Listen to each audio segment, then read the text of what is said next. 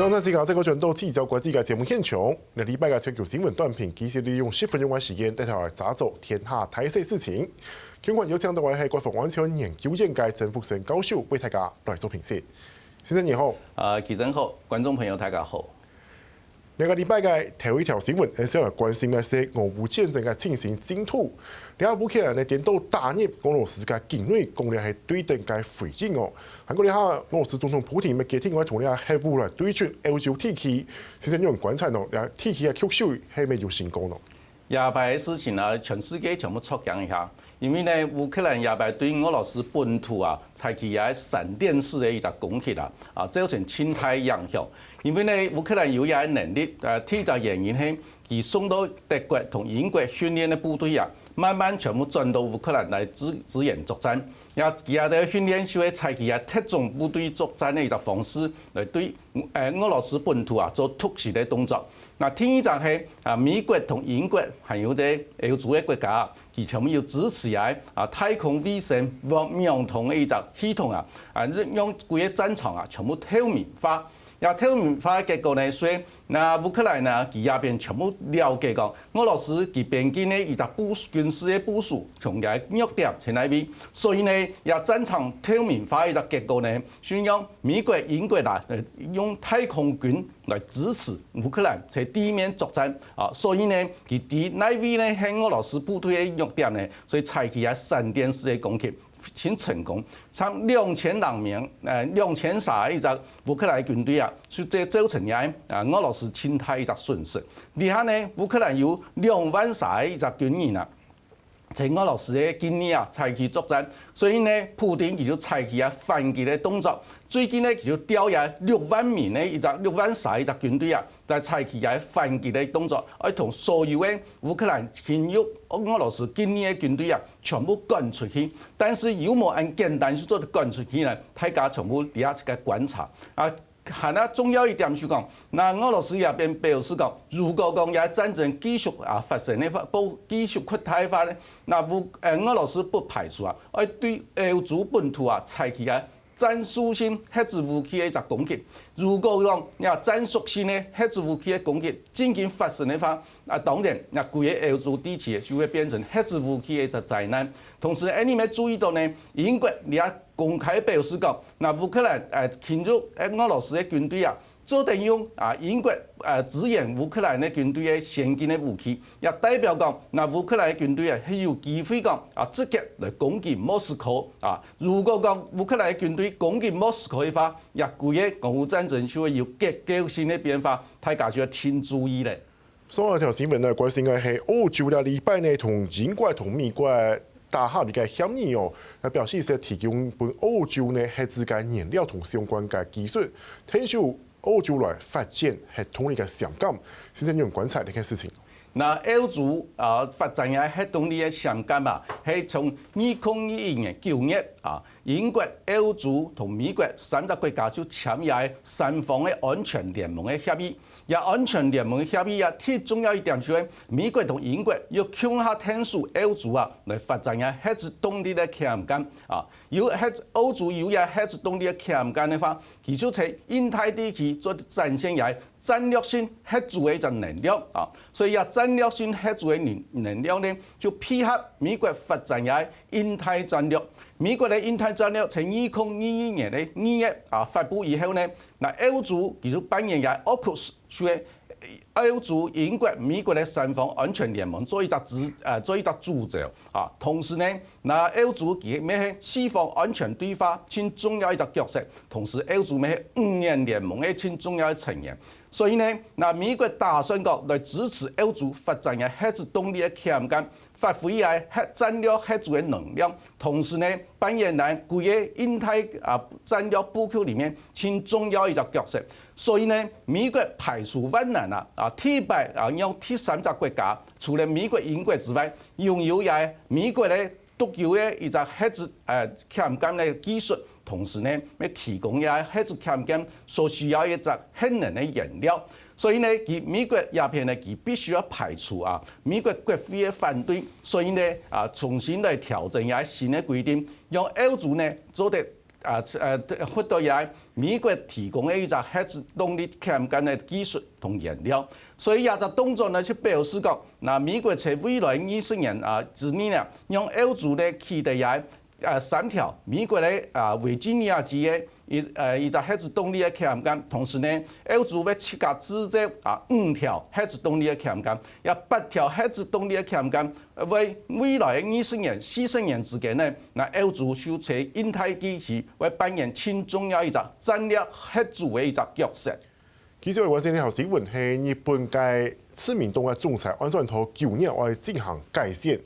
呢個首相岸田文雄喺禮拜時表示講，佢唔會個繼續參選，咪代表呢日本政壇所下嘅政局係咪會更加混亂咧？先生係用上來觀察咯。我知道也係岸田文雄佢表示講佢唔會個競選自民黨嘅總裁，表示講佢唔會連任也日本嘅首相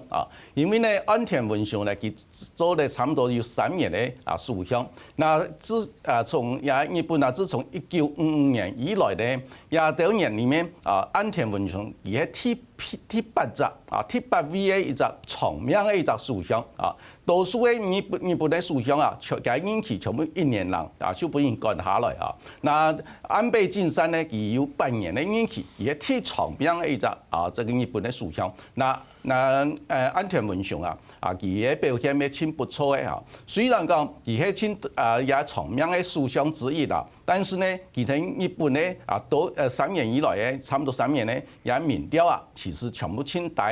為什麼會清低呢？第一個原因呢，就日本嘅一個經濟嘅發展冇動力同時呢，日本人口減少，咩冇辦法嚟提升日本人多生到生意咧讓日本人增加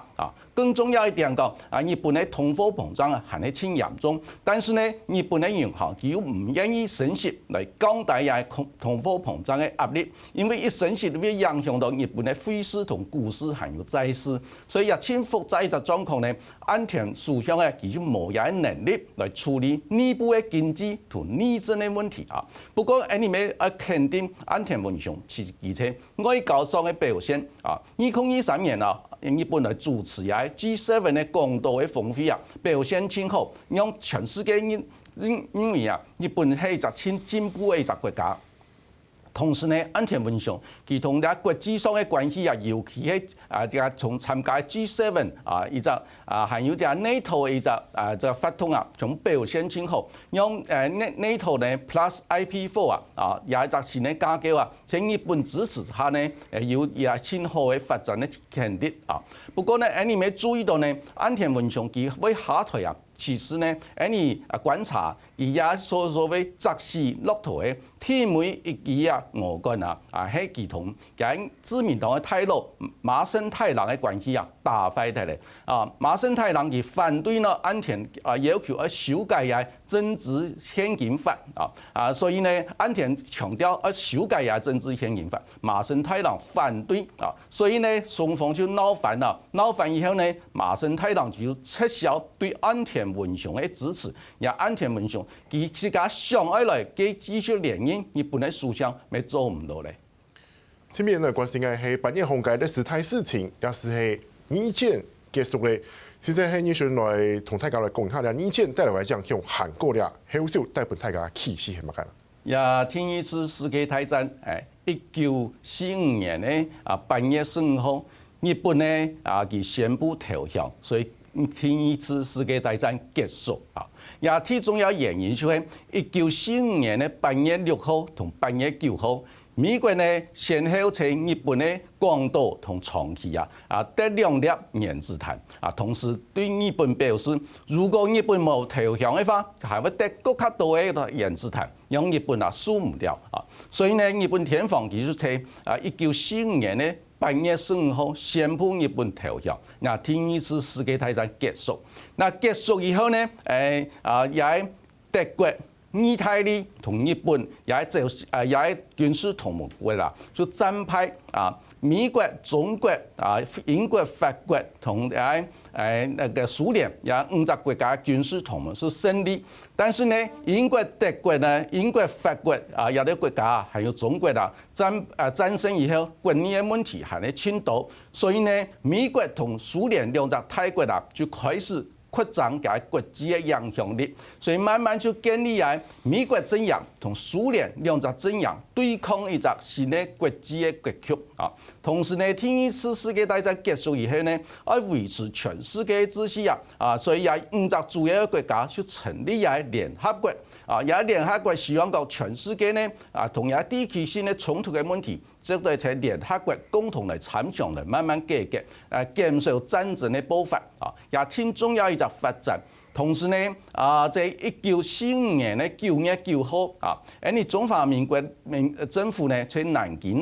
就接受日本軍隊嘅一個投降。日本軍隊投降之後呢，中華民國政府就同台灣同澎湖就搶轉來，所以台灣同澎湖就變成中華民國嘅領土也咩第一次世界大戰挺重要一個影響。最重要一點講，你知道呢？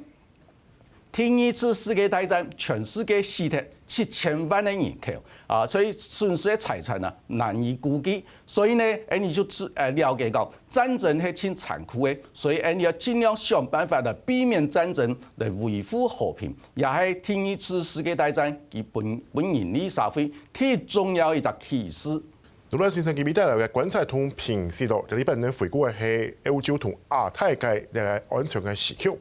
先睇下大家繼續嚟關注嘅係拉丁美洲嘅政局，馬圖羅連任近期無論對水拿關內呢動態空間，有可能有真係發生。